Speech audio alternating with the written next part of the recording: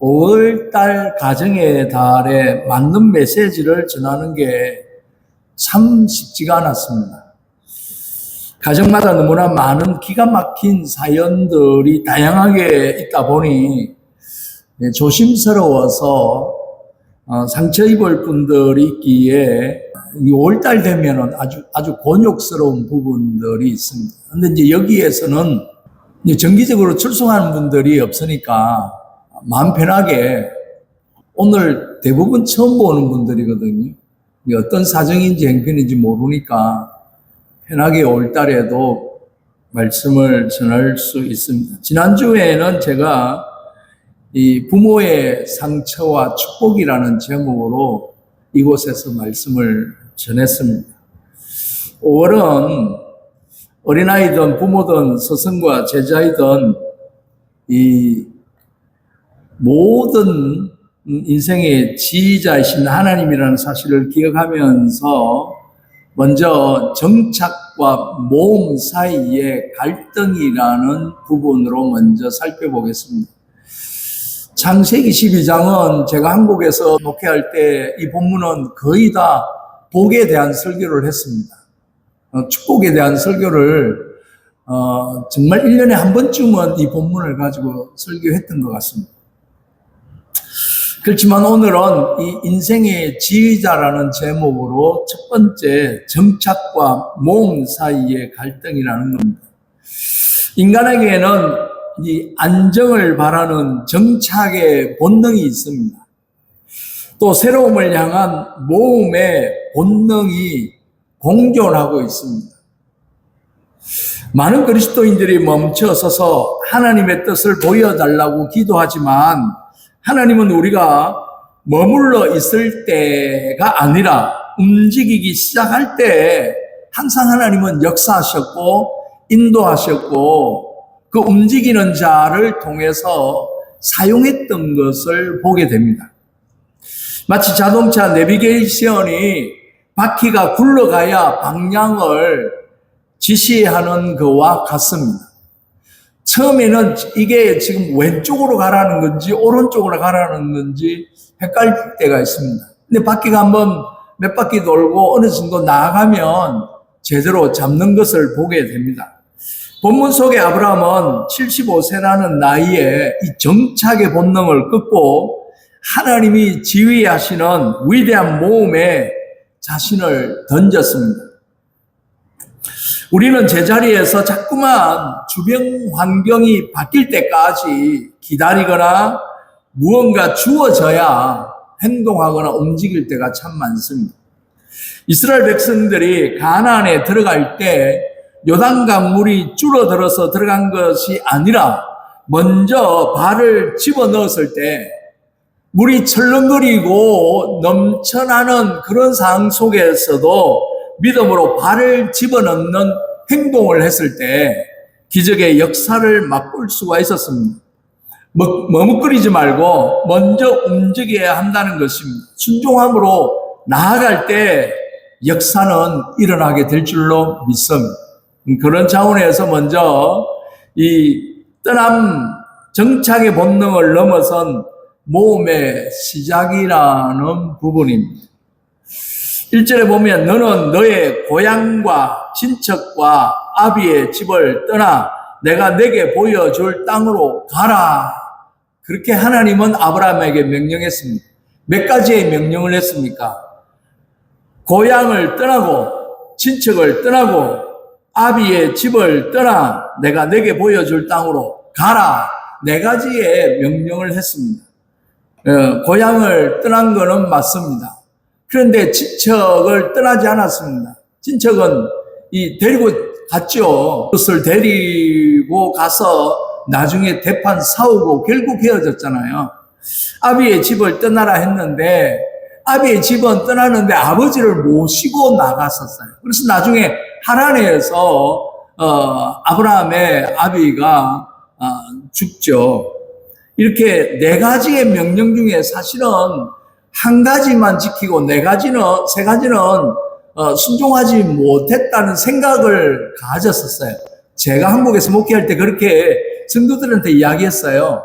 믿음의 조상이라고 했는데 4가지 중에 3가지는 지키지 않고 1가지만 지켰음에도 불구하고 하나님이 아브라함을 붙들었을 때 믿음의 조상으로 만들고 축복을 주시고 함께 하시고 역사하셔서 한 민족을 이끌어 나가는 민족의 조상이 되는 믿음의 조상이 되는 그런 역사가 나타난다.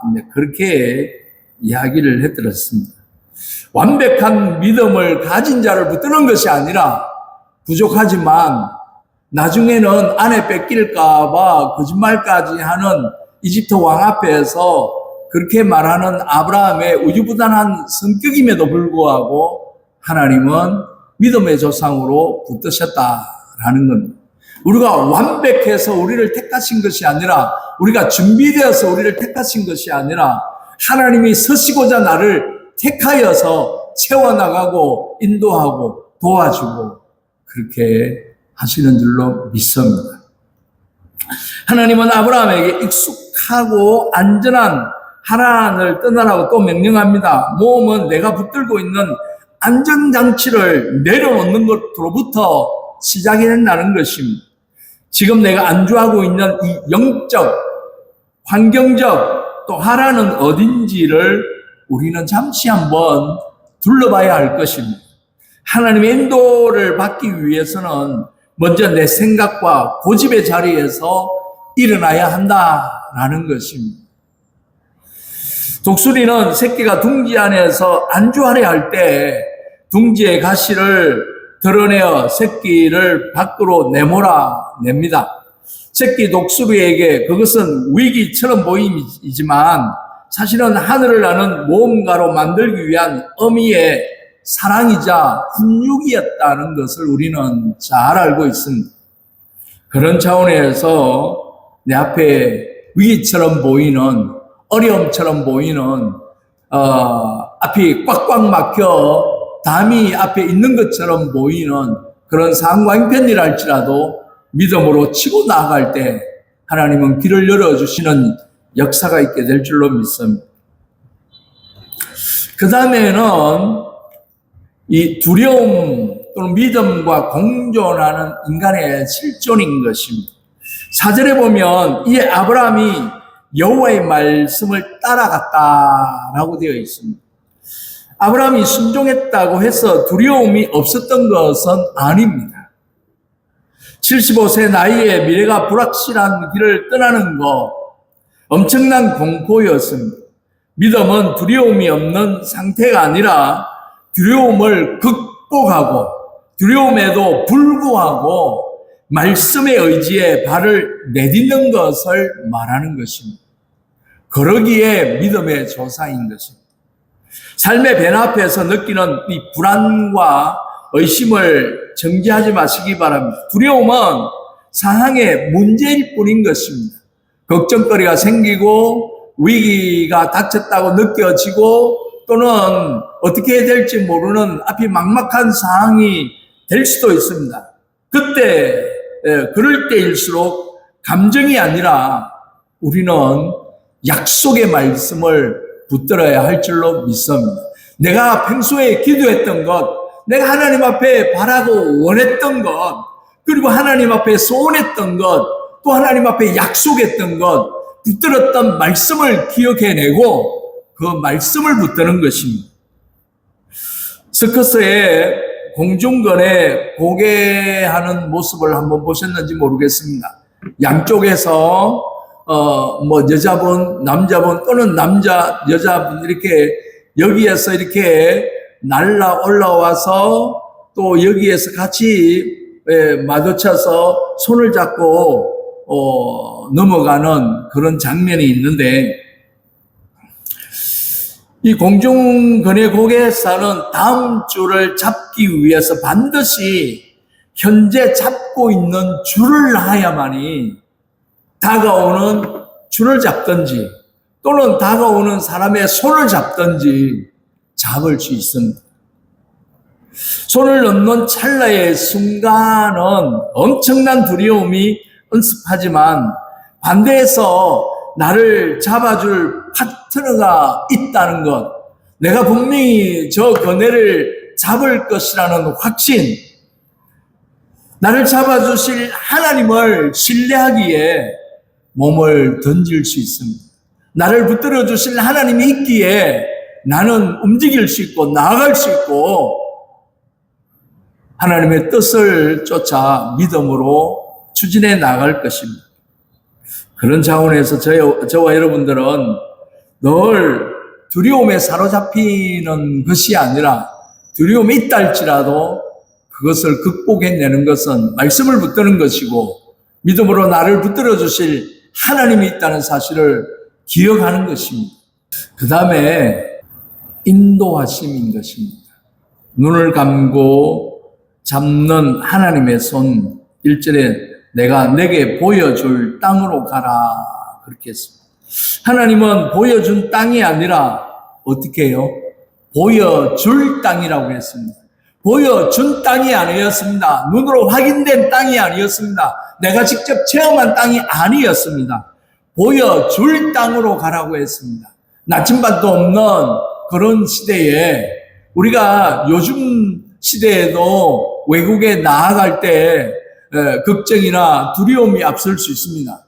그 옛날 몇천 년 전에 아브라함이 보여줄 땅, 앞으로 하나님이 인도하실 땅, 어디인지 모르지만 어떤 곳인지 모르지만 보여줄 땅으로 가라고 했습니다.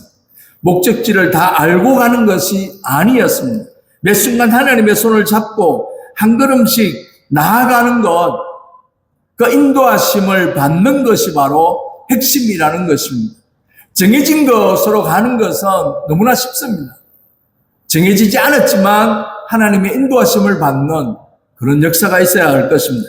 때로는 앞이 보이지 않아 눈을 감고 소경처럼 갈 때 우리는 비로소 하나님의 손을 꽉 잡게 되는 것입니다.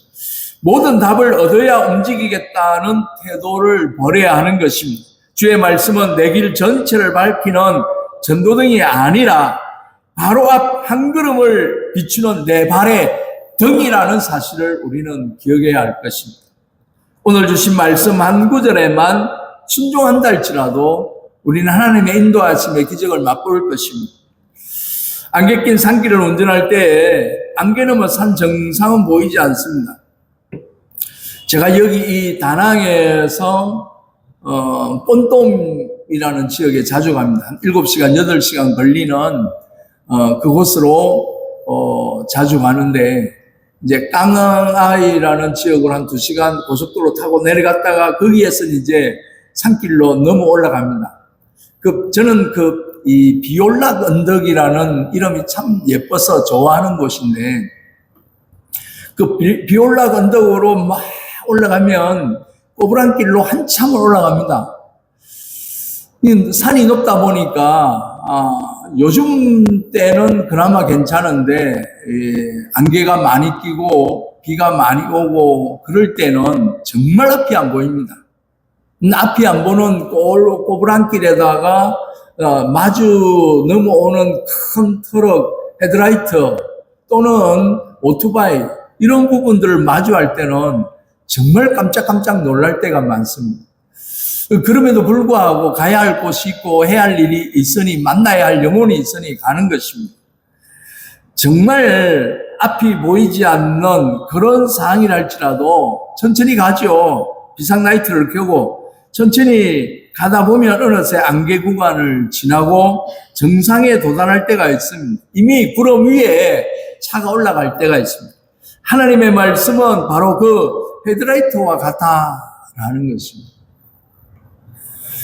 저와 여러분들이 가는 길이 앞이 보이지 않는, 결정되어지지 않는 또는 답답한 또는 확신이 없는 그런 상황이랄지라도 말씀을 붙들고 나를 이끄시는 하나님을 의지하고 나아갈 수 있는 저와 여러분이 되시기를 바랍니다.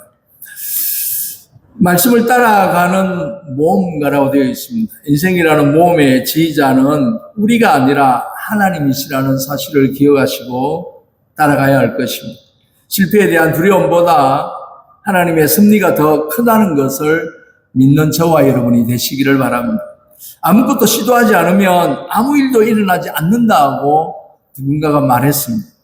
하나님의 말씀이라는 손을 꽉 잡고 오늘이라는 몸의 현장으로 당당히 나아가는 성도가 될 때 믿음이 조상이 되고 축복의 지름길이 되고 복을 받는 성도로서 하나님의 귀한 자녀로서 이 땅에서 하나님께 영광 돌리며 살아가는 저와 여러분이 다 되시기를 주의 이름으로 축원드립니다. 기도하겠습니다.